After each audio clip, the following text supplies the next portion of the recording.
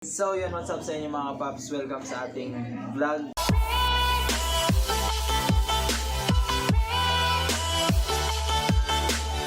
Yan, bago tayo mag-start, maraming salamat nga po pala sa mga nag-order dyan ng ating tie-dye. So yun mga kapaps, ang gagawin natin, gawa tayo ng mga tie-dye ngayon. So yun, ito yung gagawin natin ngayong araw mga kapaps. Pagpapracticean natin to. So kay Tin to, kay Tin. Tapos itong damit ni Kiel, yan, pagpapracticean natin ng kulay mga kapaps para may bagong design ulit tayo. Tapos gagawa tayo ng order, yung kulay blue. Yan, maraming salamat sa mga nag-avail, sa mga bumili ng ating tie-dye. So, yun, ukay-ukay ko kahapon, 50 pesos. Tingnan natin kung anong kulay ang babagay dito. So, yun mga paps, bago tayo magsimula,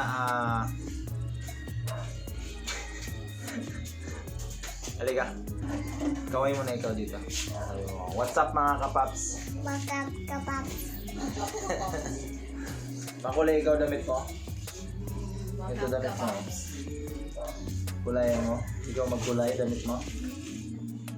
Babay na ikaw mga kapaps. Bye-bye! So yun, maraming salamat nga po pala sa mga bumili ng ating tie-dye shirt at saka sa mga sumuporta sa ating YouTube channel mga paps. So maraming salamat at saka support JNK Bado sa ating page.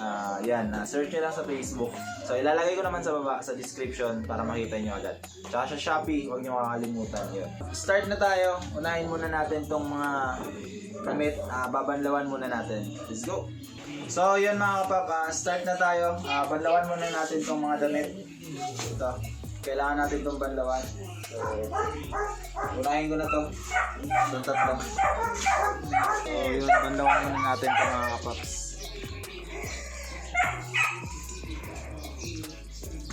Yun mga kapaps, bago kayo mag tie-dye, banlawan nyo muna yung damit.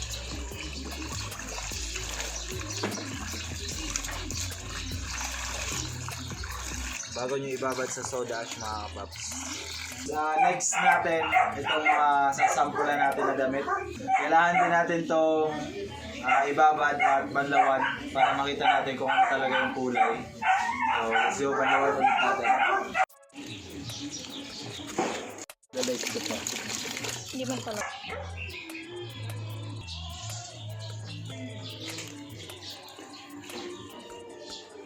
Paps, gumamit na lang kayo ng kahit ano kasi sa sensitive ang skin, makatitong soda ash. So, hindi naman sensitive yung skin ko pero gusto ko lang gumamit nito. Pag medyo malinaw na yung tubig, pwede nyo na ilagay yung mga t-shirt nyo. So yun mga kapaps, nakababad na yung mga puti natin. So ngayon, papatuyuin natin to, hindi masyadong tuyong-tuyo. Kasi i-bleach ko pa siya bago natin ibabad sa soda ash. So yun. So yun mga kapaps, habang pinapatuyo natin to, update ko kayo mamaya kapag kukulayan na natin. Ipo-fold na natin siya kukulayan. So timpla muna tayo ng pangkulay. So yan mga kapaps, nakasampay na yung puting damit natin. Nababad na siyang 1 hour. Tapos papatuyuin natin siya yung hindi masyadong tuyo, hindi din masyadong basa bago natin siya i-fold. So gawa ng pattern. Tapos yung item, okay na yan. So siguro i-bleach ko na yan. Pakita ko sa inyo mga kapaps yung table kung saan ako gumagawa.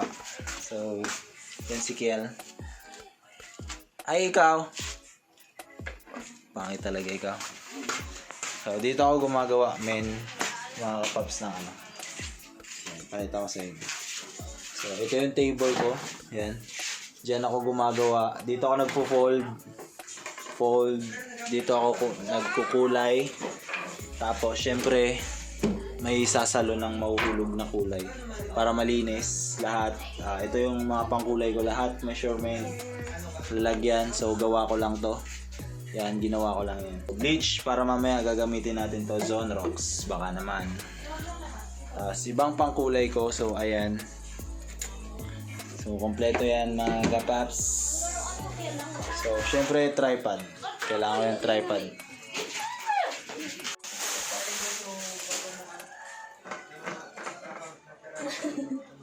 Hindi yan masakit. Ayun ang injection, oh. So, injection? Injection?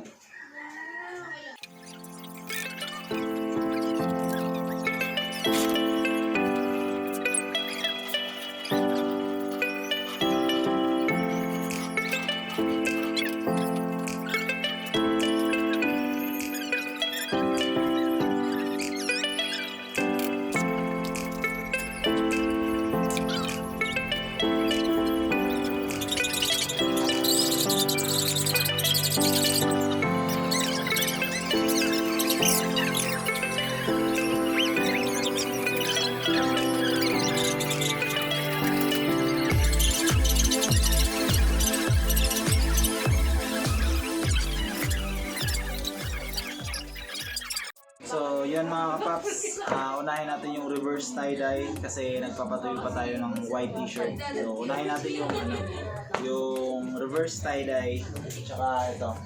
Yan.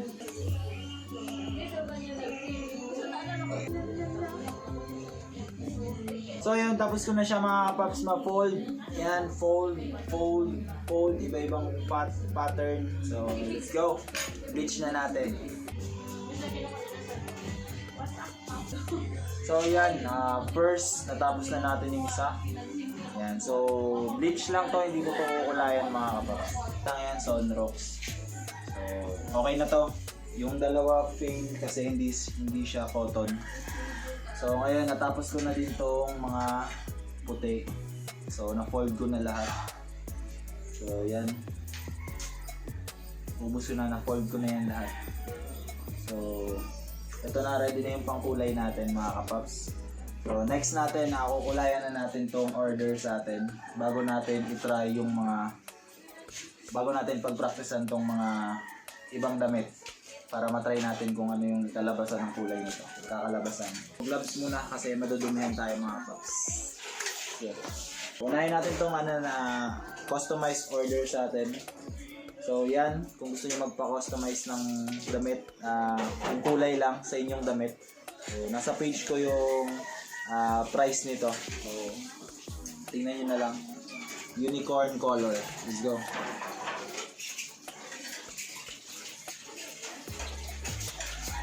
So, yon, what's up sa inyo mga paps? Tapos na ako So, yon, tapos na tayo magkulay mga kapaps. So, yan, nagawa ko na lahat. Yan, 1, 2, 3, 4, 5, 6, 7, 8, 9. So, 9 lahat yung nagawa natin. So, dalawang order, tapos dalawang sa akin. At saka trial natin mga kapaps. Yan, trial. So, di pa ako makain kaya food trip muna tayo. Nauna na si boss. Paps, nakaabot kayo dito sa ating huling video. Yan, at after bukas 24 hours babanlawan ko na yung nasa labas. Tapos after 48 hours yung order natin, yun, babanlawan ko na. So bukas babanlaw tayo, then Tuesday babanlawan natin yung order sa atin. So ayan mga paps, so yun, kita tayo after 24 hours and 24 hours and 48 hours. So yun, what's up sa inyo mga kapap. Babanlawan na natin tong ginawa natin kahapon, 24 hours. Hindi nga umabot ng 24 hours pero okay lang, wala namang problema. 48 hours lang yung order sa atin kasi ganun talaga yung process natin, yung oras kung gaano katagal natin siya ibababad sa kulay. Unahin na natin tong mga sample. So, gusto ko lang makita yung kulay nung bagong pagtimpla ko ng reactive dye. So yun, gusto ko makita. So yun mga kapaps, kailangan natin ng gloves kasi sigurado iitim na naman ang kamay natin ito. Let's go. Sana natin yun.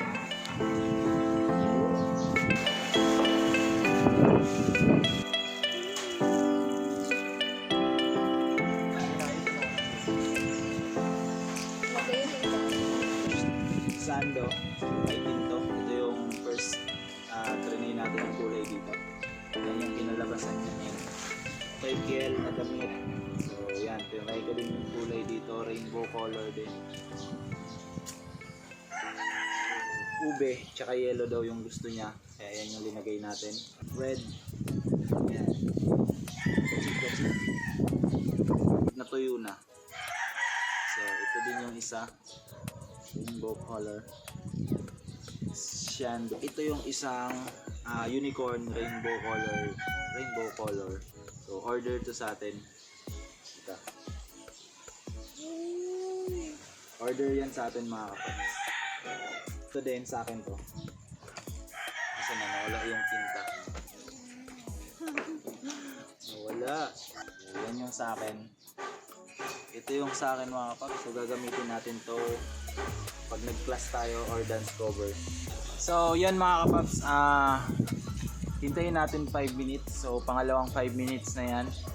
Hintayin natin ng 5 minutes bago natin banlawan ulit. Kasi sigurado magbi-bleed pa yan. Kaya hindi na siya nag-bleed pero after 5 minutes sigurado maraming bleed pa yan. Kukupas pa yan at matatanggal, hindi yung kupas na kupas. So matatanggal pa yung kulay niya. Yung mga tira-tirang kulay niya na hindi kumapit sa damit. So yan, after 5 minutes banlawan ulit natin. So pakita ko nga pala sa inyo yung ginawa ko kahapon. So tinry ko lang naman yung 50% bleach tsaka 50% water. Tapos 25% bleach tsaka 75% water. So pakita ko sa inyo.